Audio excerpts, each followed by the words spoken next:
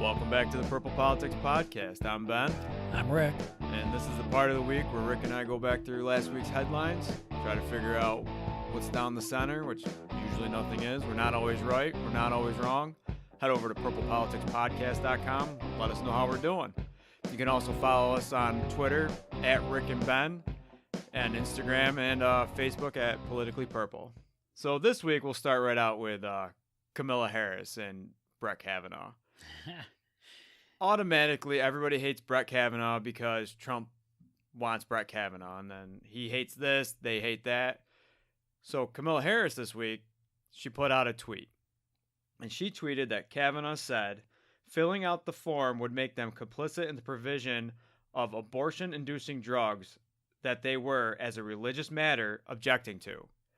So what it's saying there is that Kavanaugh is saying that birth control is an abortion-inducing drug. Is that what actually happened, Rick? No, it is definitely not what he said. As a matter of fact, he quoted somebody else and said, I forget the exact verbiage, but it was what they said was, and then he went on to read the statement, and our fine senator from California, Democrat, by the way, inserted those words into his mouth as his opinion.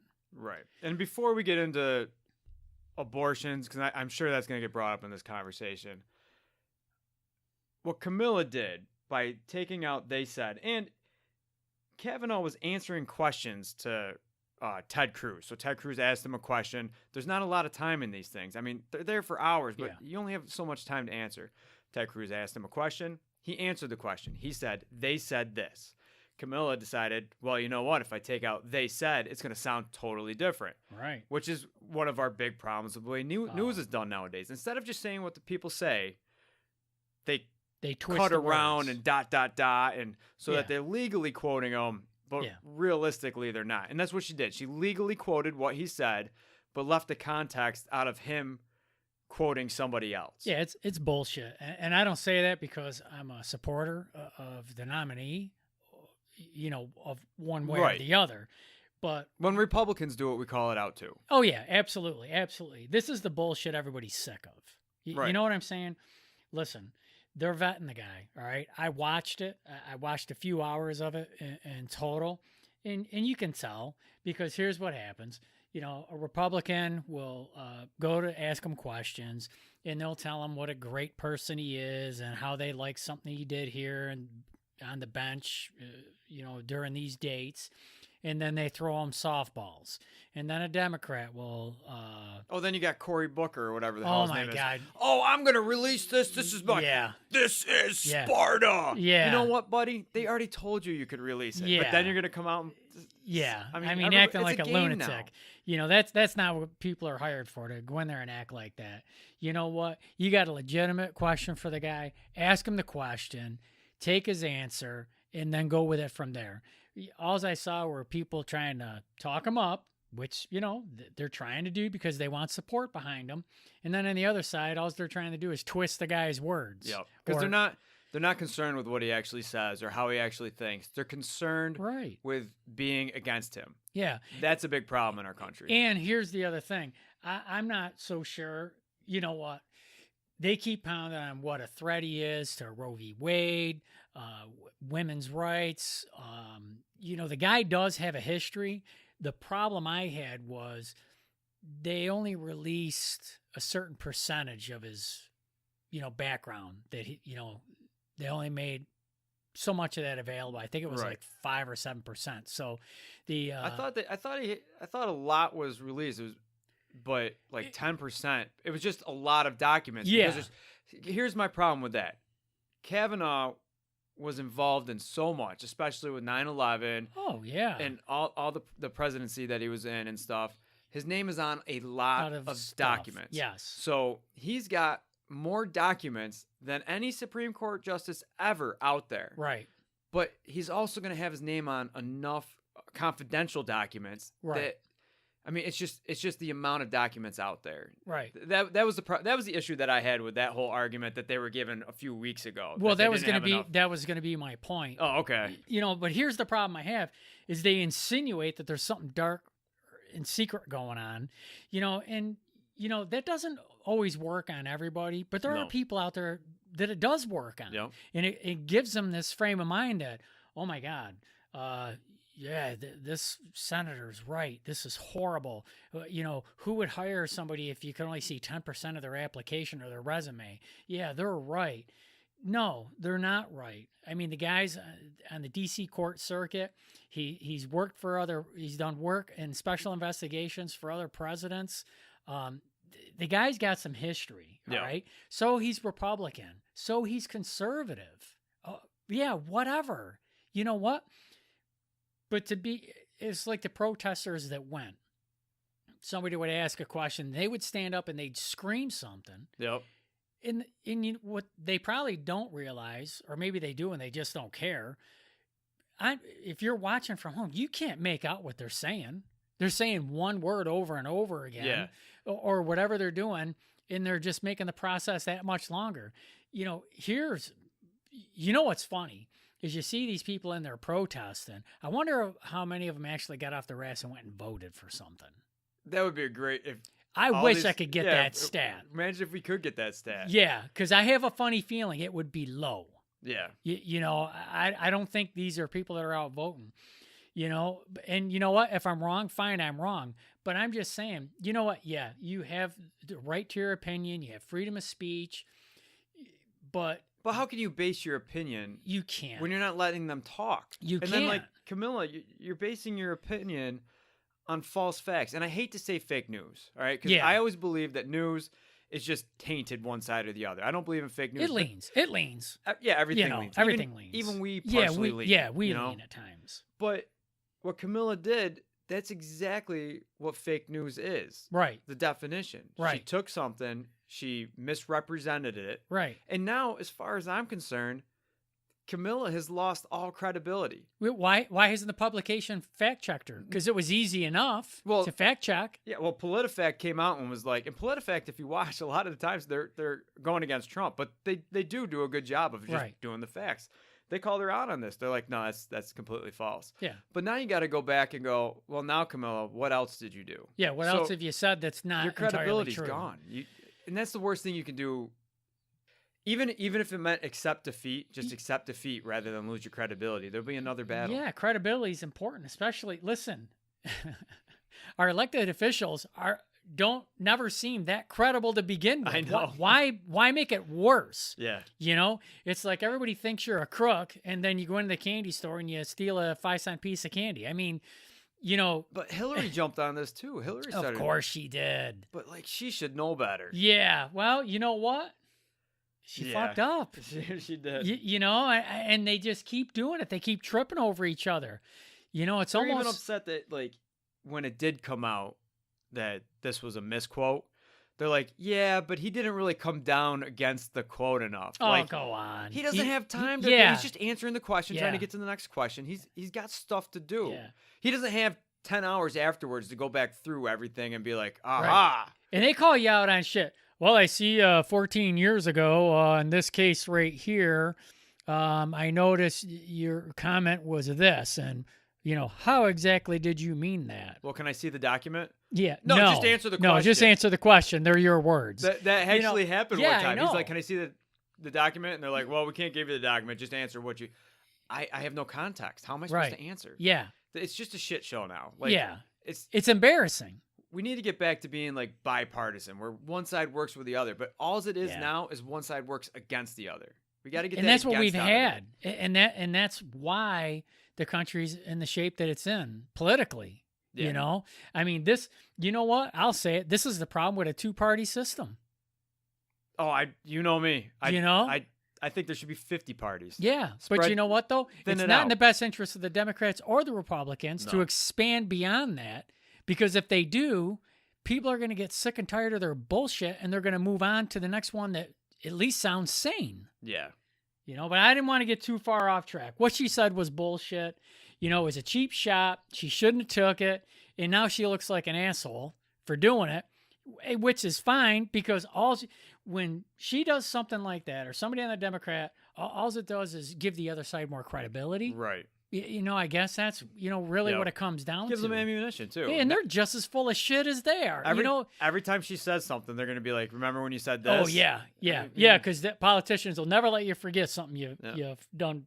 But that's the other thing with our news system. People will forget about this next week. Oh, that's the other side of this. Yeah. Now we can just say whatever the fuck we want. Yeah. Because it doesn't really matter 2 weeks from now. Yeah. And that's another problem. The sad part, and this is the truth, here's the sad part, why it'll get forgotten, because of a hurricane right now battering the East Coast. Yeah, and those poor people, Unbelievable. We shouldn't be focusing on this, but my hearts and prayers go out to them people. I hope they're all safe, Tragic. Well, speaking of people who say stupid shit all the time. What, our president? So I was reading this week that somebody put out there that it's, quote unquote, it's inevitable that Donald Trump will face a primary if he's not impeached first. He's not getting impeached. We got to get off this impeachment thing. If you got something, you got something. If you don't, let's focus on other. We spend so much time focusing on impeaching him finding stuff it's against him. It's a waste of time. If we stop doing that and start focusing on helping people and bringing the parties together. Yeah. They're not going to impeach this guy. No, so it's not happening. Let's just get off it. Why are we on it? All right. Hey, listen, he was elected. He's your president. Get over it. But let's go to the primary, because that's my main focus. It kind of goes with what we were just talking about with all the different parties. Yes. Why shouldn't the president? Why do we always assume that the president is going to be the candidate for the Republican or the Democratic Party just because they spent their one term in there? Why shouldn't we have a primary every time? I get that the president's busy, but just because, if you're doing a shitty job the first year. Well, I think what happens is, here in New York, we had a Democratic primary for New York governor, and Cuomo just won it. Right, but if nobody, if there was no other Democrat that wanted to throw his hat in the ring, there would have been no primary. And what happens is the Republican Party gets with the other Republicans that have interest in running for president, and they basically say, we believe we can keep the presidency, based on whatever, and, we don't want to hold a primary. Right. So I think, if the party is that divided, by the time, his term's up, you could see a primary. So, which you're not going to see. And I'm going to say it, you're not going to see him get impeached. No, he's not going to get impeached. I'm only worried about the primary. That was part of the quote, so we had to focus on it. But I honestly think that the president should be running against people every time. But you're right. If nobody wants to run against him and the Republican Party's comfortable with him, then that's a different story. And a lot of times it's what the party wants. Yeah. So, you're the president. You've already been elected. You've already been elected, and I want to run, and I've got to, talk with, the head of the party. They may they just discourage it. Yeah. But if the party's that divided. All right, so let's flip it and say this. So hold on. Say he does have to face one. Well, see, it's just a lot of money that's spent now. Yeah. That's all it is. You're going to end up, if he's truly that popular, why would you have a primary? Because the Republican Party or the Democratic Party has to spend all this money. But it's looking like they're going to do it now. So yeah, I don't know, man. You know what? I think, hey, listen, I criticize the president. I think they have to if they want to keep. Just like anybody else, only I'm not as outrageous when I do it. If he does something, I, bitch about it. And if he does something good, I at least have enough class to say, he got it right. This is what he did good. And this is really what we need to do with our presidents, regardless of who they are. We need to rally behind our president, support him. And you know what? If he does make dumb decisions, he or she, then we have the right to call him out. But if they do something good, I want to support it because that's supporting your country. I say it all the time. People are trying to discuss this shit with me. Just tell me what he's done wrong. Right. Don't tell me what he said. That's right. stupid. The guy because I don't care what he said. Because the guy's a moron. Because a lot of times, and I'm convinced of this, and there will be people that disagree, but I think you're fools because he'll say something stupid to get in the news cycle. That's all he's doing, and that's part. I He's believe that's part of his book. Yeah, he's controlling the news cycle, you know, and he does it every time, and it's almost kind of comical, Yeah. because somebody will be saying something that he doesn't like about him, and then a certain several news outlets will give it attention. He's going to tweet something stupid, and then they get off that news story and start talking about his tweet, and then it's just less time that they're, you know, doing on the thing that was said negative about him. Yep. And then he'll tweet again, and it's almost like that story just goes away. Then they talk about the 2 tweets. You know, this guy, listen, this guy is not an idiot. He is smart. News?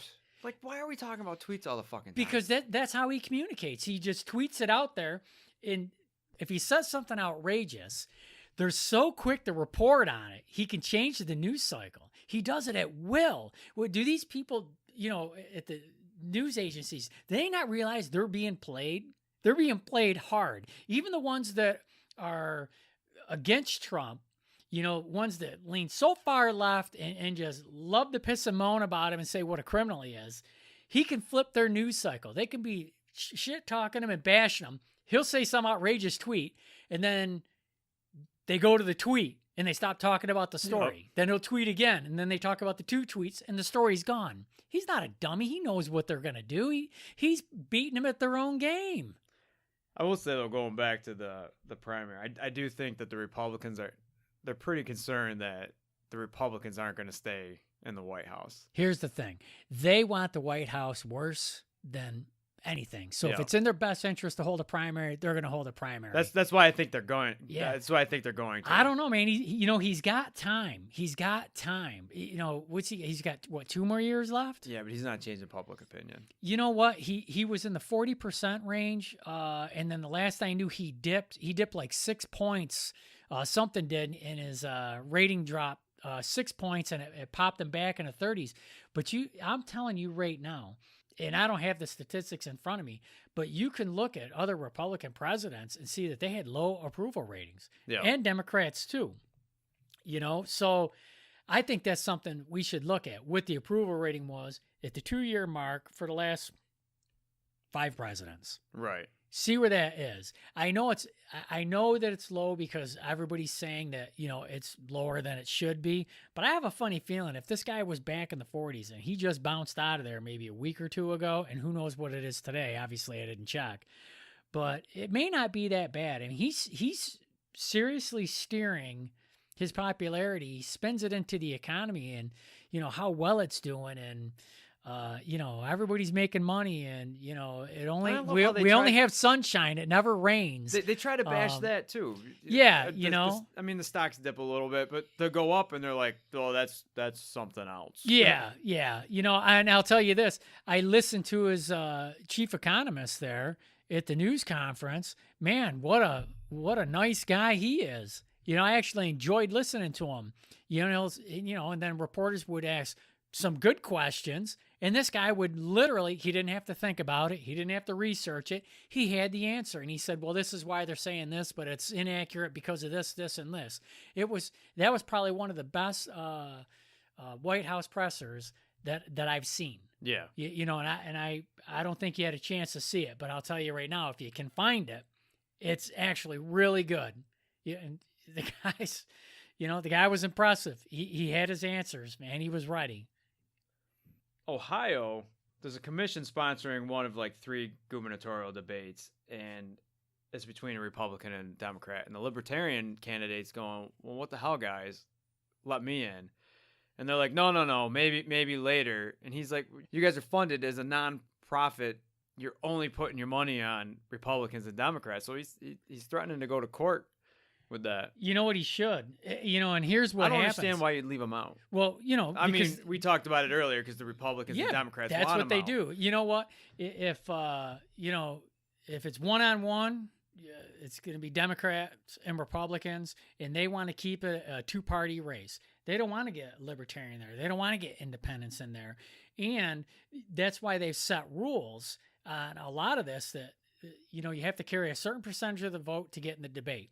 Now, I have a problem with that, okay? Because it's just one more person standing there. Yeah. So if it's, independent, libertarian, Republican, Democrat, and each one's got somebody running, all four should be in there regardless of the percentage. Because when you say, well, you don't have enough percentage, we're not going to let you in. Well, you know what? Usually that party is operating with a third or less of the money.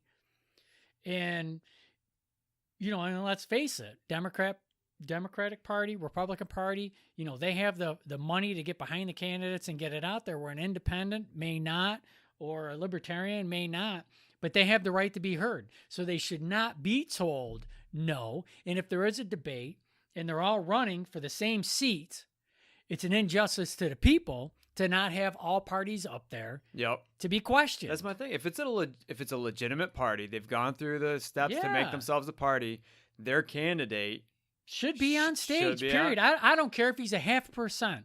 I don't care if he's he or she is a 0.5%. They have the right to be on the stage, and the people have the right to hear what this person says. You know what it is? They're afraid somebody might change their mind. Yeah. Okay. They're afraid that,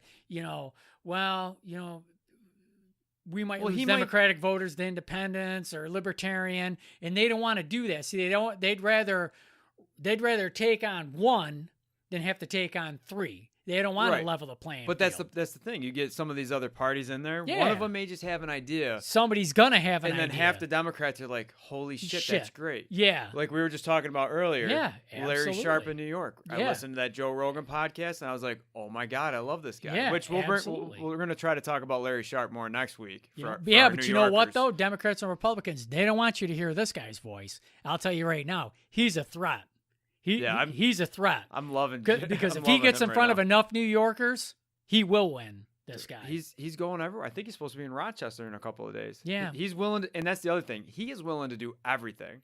He's like, oh, you have a function at your barn? I can talk at it? Yeah, I'll be there. I got stuff to say. Yeah, that's awesome. And not to get too much into him because we're planning on talking to him next week, my favorite quote was, he was talking to Joe Rogan, and Joe Rogan's like, well, you're not going to win, or something like that. I'm going to totally mess this up, but the sentiment's the same.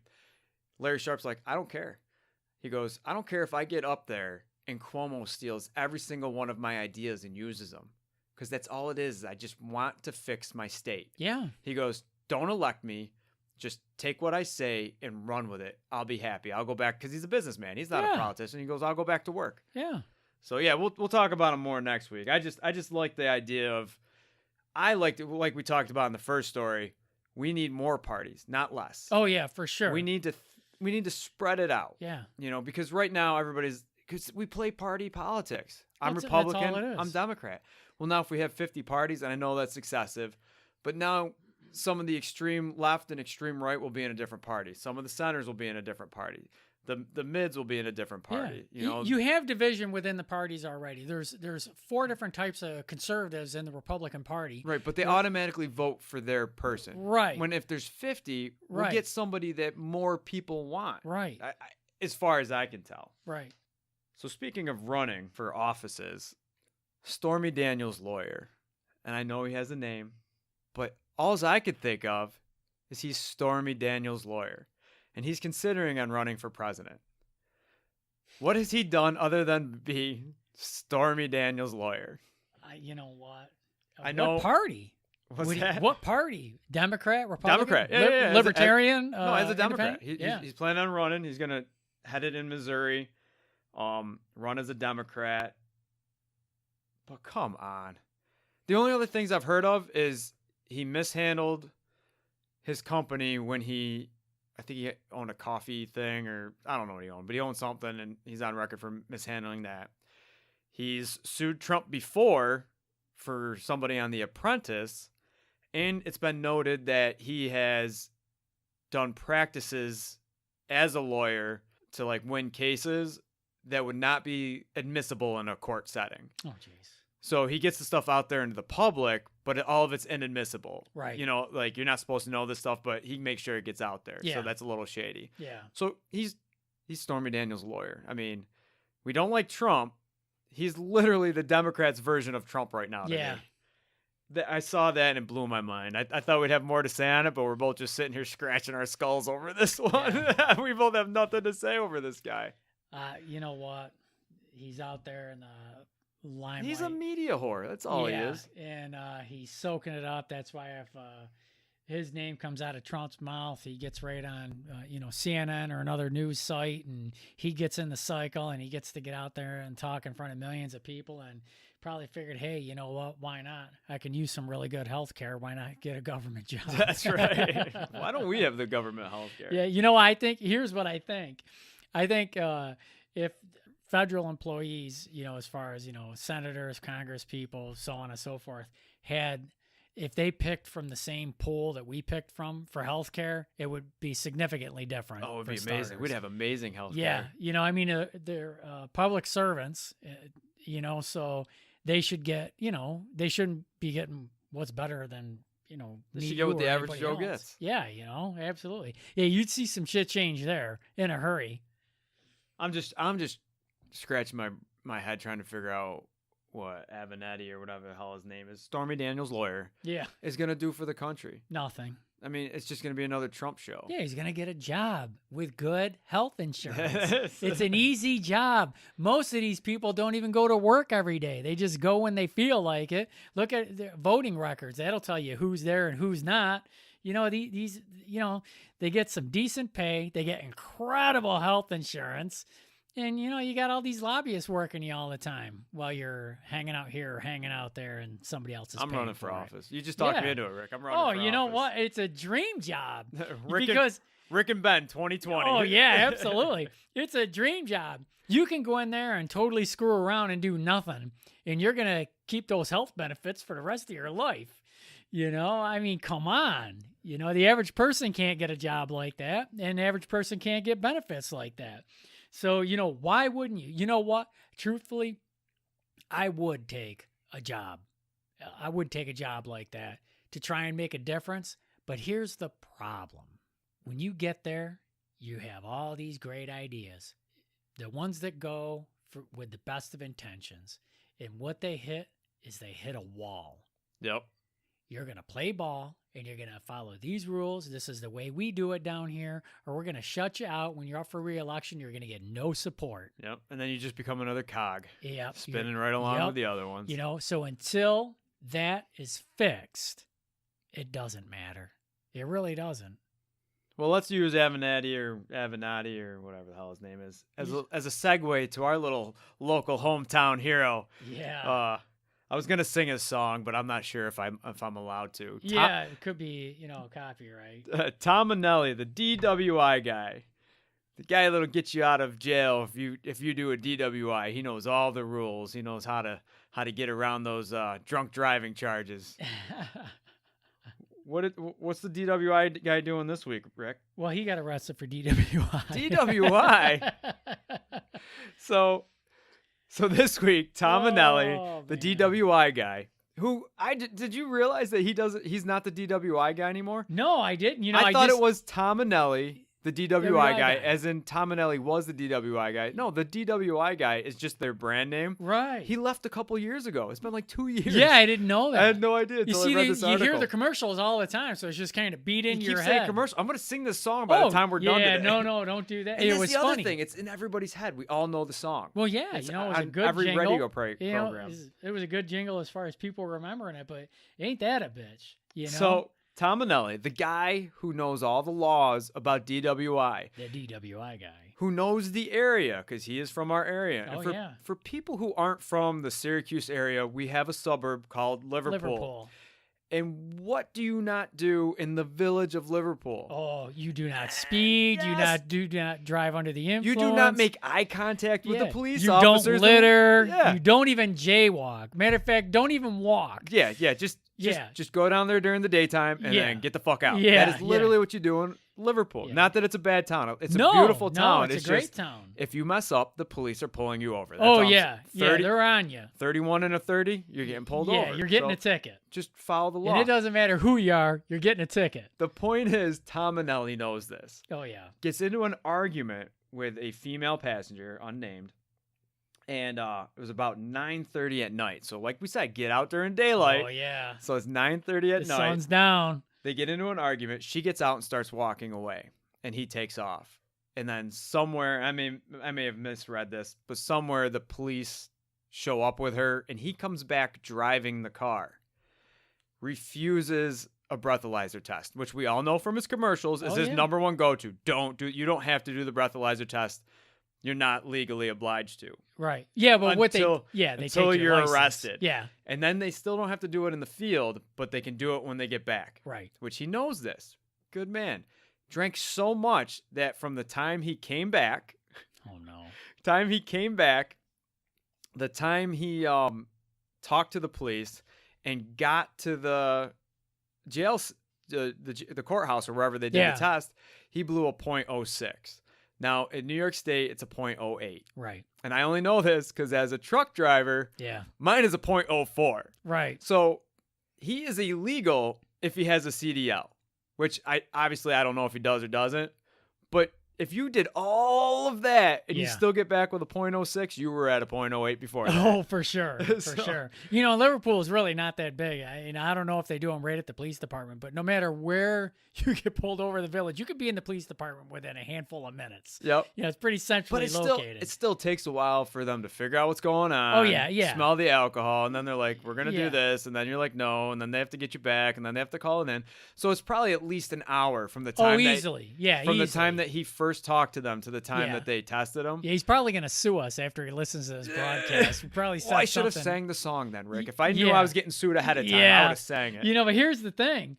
Do you think the cops knew it was him? Do you think one of them recognized his name? And if so, they had to laugh their asses off. His name is part of the jingle. I know, but here's the thing. They probably sang it to him. Do you think they sang it to him all the way back? Oh, to I do, because I know some of the police over there, and I'll tell you right now, these guys don't monkey around. No, if they had him, if they said he was drunk, chances are he's drunk. I mean, they're quick to cut you some slack if you're straight. Yeah. You know what I'm saying?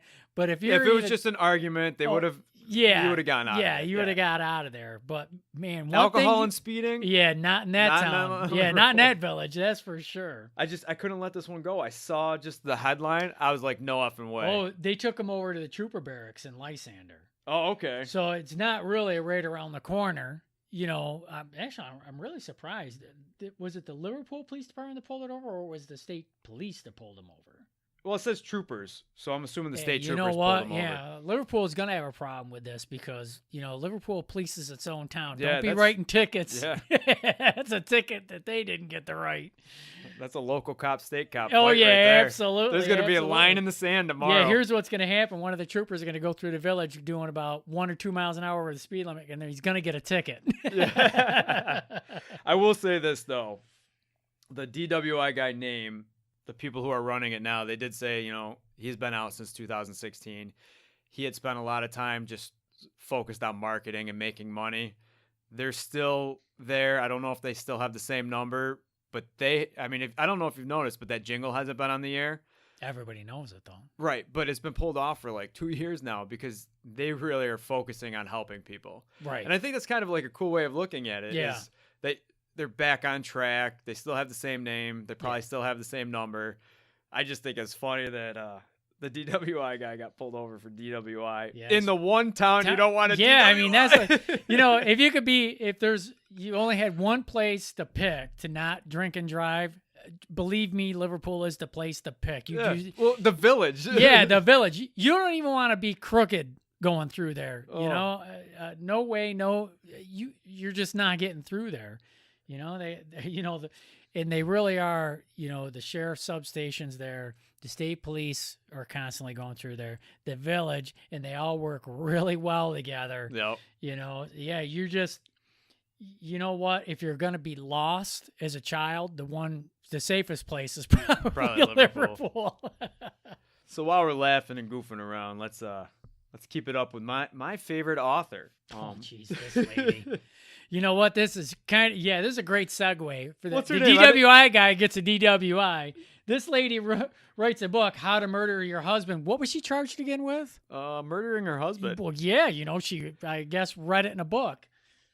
Nancy Crampton Brophy, she wrote, it says it's an essay on how to murder your husband. Now, I haven't found it. I'm sure it's titillating. Oh, yeah. I'm sure everything you need to know about murdering your husband. But the one thing you should know about murdering your husband is if you're going to murder your husband, don't write a fucking essay about how to murder your husband. And then murder your husband. But I thought, this wasn't going to be a long story, so let's break down some of her... Well, hold on, because her essay is how to murder your husband. It doesn't say how to murder your husband and get away with it. Well... So... Well, I thought it would be nice, instead of just laughing at her, let's promote some of her books. So she has such classics as The Wrong Cop, which I'm pretty sure The Wrong Cop is the one that showed up at her door when she was being arrested for murdering her husband. Oh, and this one, I don't know where she came up with the name for this one. The Wrong Brother. Oh, she married the wrong brother. Yeah, that's why she murdered him. She wants the other one. And again, the genius behind these words. The Wrong Lover. Oh, man. Come on, this is English well, honestly, 501. if I knew ahead of time these were her essays in the titles, I would think in my head she's gonna kill somebody. I'm thinking I have to go buy these books. Yeah, I want to see what you know what the Wrong Cop, The Wrong Brother, The Wrong Lover. Yeah, it's in the wrong section at Barnes and Noble. I think she's been telling her husband something for years. Yeah. Sleep with one eye open. Oh my God, that's the most negative. And I think they're romance mysteries. Wow, she was married to this guy 27 years. 27 years. No, all right. So I mean, come on. After 27 years, you decide to murder somebody? I'm done laughing. Let's have a serious conversation. Yeah, I just saw that. 27 years. Yeah. Why not just go? Yeah. Here's the thing. Or if you're going to murder him, do it in year 1 or 2. Don't wait 27. She's going to get half his shit. Oh, yeah. Even if she's the more wealthy one, she's going to get half his shit. Yeah. So why wouldn't you just leave? I don't understand this murder. I guess I could never understand the murdering of a spouse. I mean, this thing doesn't go into their relationship, so who knows if he's beating her. I was just going to say, you know what? Maybe the guy was, heavy-handed, beat her daily, whatever. That I get, but, just, I don't know. I don't know why I thought immediately, well, 27 years, everything's fine. Then she decides to kill the guy. Yeah. And I'm sure that cannot be the case, but I don't think the past books / essays really are going to help her. It's, if this thing ties together that, maybe she was in love with the brother and she was with the wrong lover and the cop who shouldn't be there was the cop that arrested her. The DA maybe ties all these into this is something she's been plotting for 26 of the 27 years. Who knows? I don't understand. And then why would you write an essay, how to murder your husband? And then murder him? It just makes no sense to me. Well, you're already the prime suspect if you're the spouse. Oh, yeah, already. 100%. And then you have an essay called How to Murder Your Husband? Yeah, you know what? Talk about not be, for him not to look any further. That's going to be our book club project for next week. Yeah, absolutely. Read this essay. Yeah, and then we'll report to you what it is. So let's move on to another thing that pisses Ben off. The government as our babysitters. Or as our children's babysitters. So right now, federal regulators, they're threatening those e-cigarette people, Oh, yeah. They're threatening them with pulling all their products off the shelves if they don't crack down on teen smokers. Well, whose job is it to crack down on teen smokers? That's the parents' job. That's the parents. And that's what that's I was the parents in the stores. Yeah, absolutely. Now here's my question. The clerk has an obligation to make sure that it's not a minor. Now, big tobacco, cigarettes. Kids still smoke cigarettes. All right, we're not going after big tobacco as like this. We're not saying we're going to pull everything off your shelf, which to me, my little conspiracy theory is big tobacco's got money in getting the e-cigarettes off the shelf. Well, here's the thing. Big tobacco is in the e-cig business. That's true. So, but these companies they're going after, they're like... Oh, they're probably mom and pop. They have nothing to do with. One's, I forget which one it was, but one of them is a Japanese company. Oh, yeah. So it's not big tobacco. Yeah, Philip Morris doesn't want any more competition in here. Jeez. Right. But now, I remember when I started smoking, and I was able to buy them on the reservation. But when I started, I could steal one from my mom's pack. Yeah. And my mom's listening right now, and she is not surprised at all. Nobody misses one, just so you know. But that's the thing. It's a pack of 20. Right. But I know you smoke e-cigarettes. You got this honking thing, Yeah. and you only have one. You just fill it up with juice. Right. So who's selling the kid the one? It's not as easy to steal cigarettes. You can I get mean, it it's not as online. easy to steal e-cigarettes as it is tobacco cigarettes. You can get it online. Then those are the ones that you have to go yeah, after. I mean not, that's really not Juul and yeah. But I you forget know, all their names. What happens is, you know, you can go online and you can order your stuff. I think you got to type your age in. Yep, and you know, the article so- does go into saying that they're going to crack down. That they're going to crack down on that. But don't tell these companies you're going to pull their product because of bad parenting and bad, that's not their online fault. sales That's not, practices. listen, I'm not condoning kids using e-cigarettes, but I'm saying it's a responsibility of the parent. I don't care Right. if they're a single parent. I don't care if it's a pair of parents and they have 14 kids. You have an obligation to raise your own fucking kids. But why? You know, the government shouldn't be doing this. You should, as a parent, be enforcing the fact that your child shouldn't be smoking an e-cig.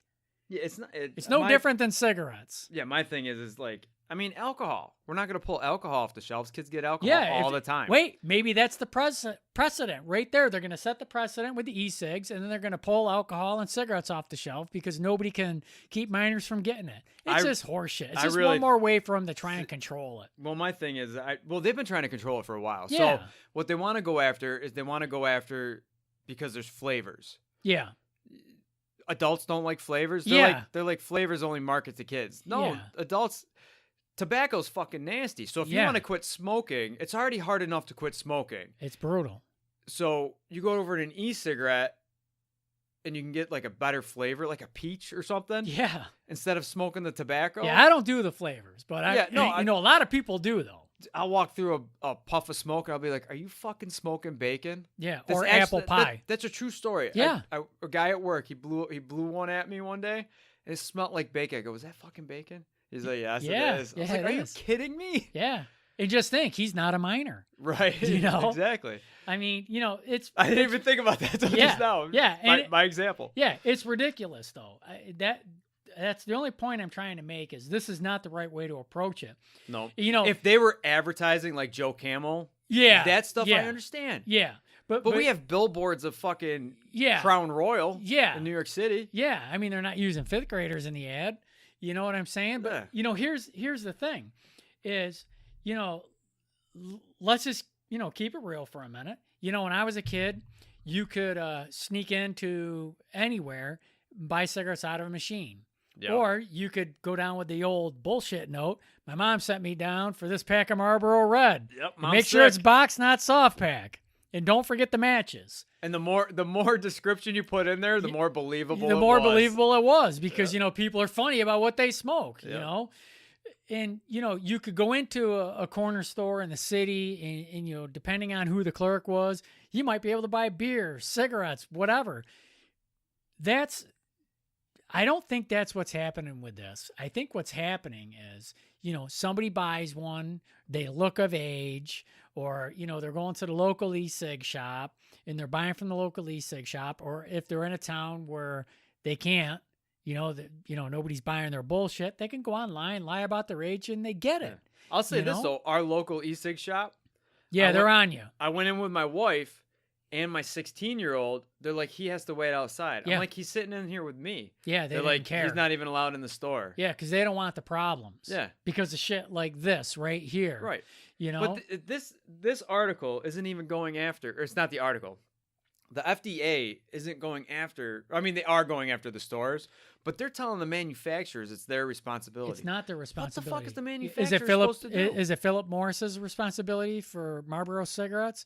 Is it... Yeah, was Philip Morris at fault when I stole my mom's cigarettes? Yeah, because it's no different. Or was Budweiser here, we have a Budweiser plant here, is it their fault if an underage person gets beer? No, it's not. No. They make it. Yeah. And they wholesale it. And even if they want kids to buy it just for sales, they make it for adults. Adults are supposed to buy it for themselves. They're not supposed to give it to kids. They're not supposed to let kids buy it. It's the parents. It's the stores. Right. It's not only just the parents, because it is the stores. Because if you go in the stores and buy it, the parent has no. Yeah. But when the parent finds out, beat that kid's ass.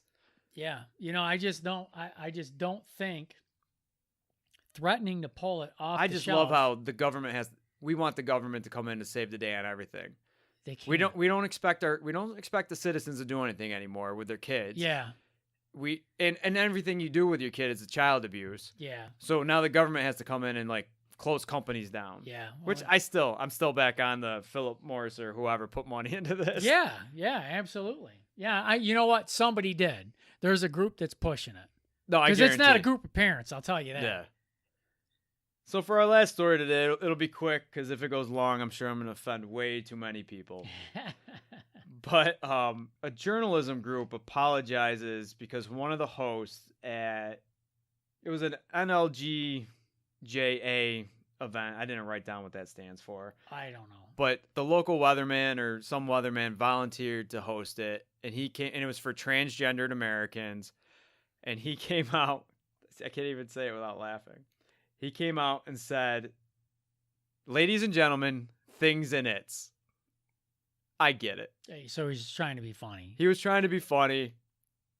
And it's a pronoun thing, and that's what he was trying to play on. Right. And, of course, everybody has to get fucking offended. Oh, he called me a thing. I'm not. You're not acknowledging me. No, we're not acknowledging you. You know what? I am sick of this fucking pronoun thing. Yeah. Every time you got to walk up to somebody and go, "Excuse me, not sir, not ma'am. What pronoun do you use?" Yeah. "Oh, I use ma'am." "Okay, excuse me, ma'am." No. I changed my mind. I'm a man now, sir. Yeah. You know they're what? all ass hurt. Yeah, and now they don't want you to use anything. They're like, ask them their name.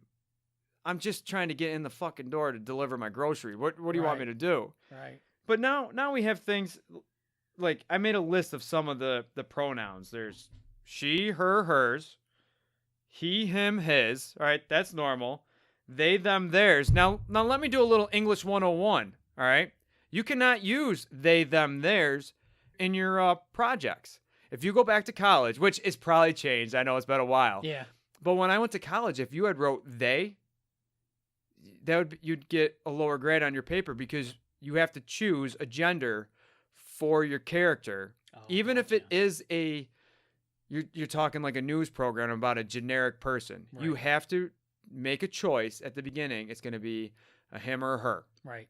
And at that time, it was a him or a her. So you can't use they, them, theirs. That's grammatically incorrect. But now there's also Z, Z-E, and Z-I-E. They're both pronounced the same, but they're Z. Oh, yeah. And here, which is spelled H-I-R or H-I-R-S, like here, which replaces her, hers, him, his, and them, theirs. Sounds like a lot of bull and shit. Yeah, that's all it is bullshit. Crazy. Stop it. Stop with your fucking...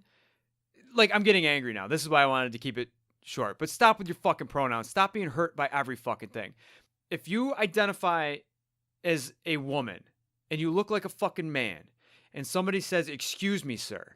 It's a mistake, not an insult. No. I'm going to go farther than that. It's not a fucking mistake.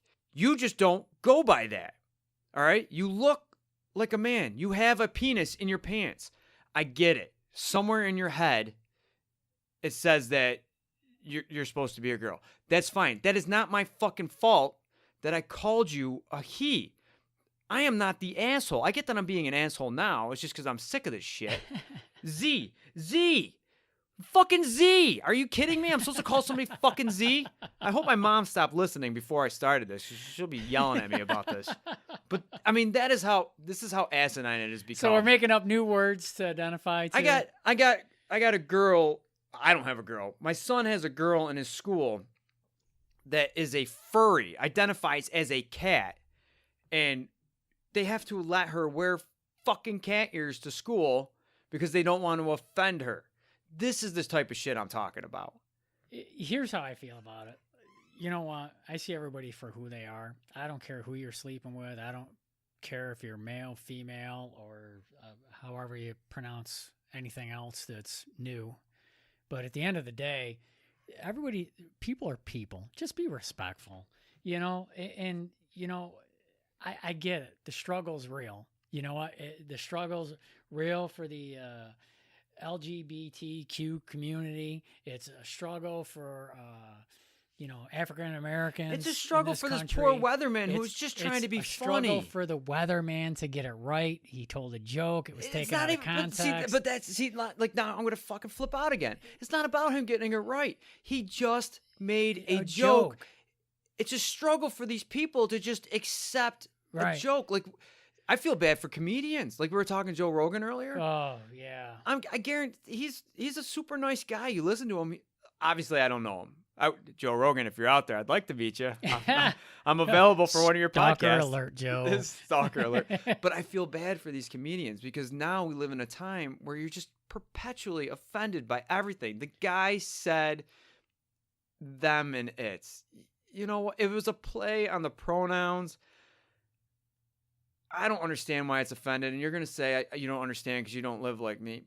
Motherfucker, my life is just as hard as yours. All right? Yeah. Don't give me your bullshit.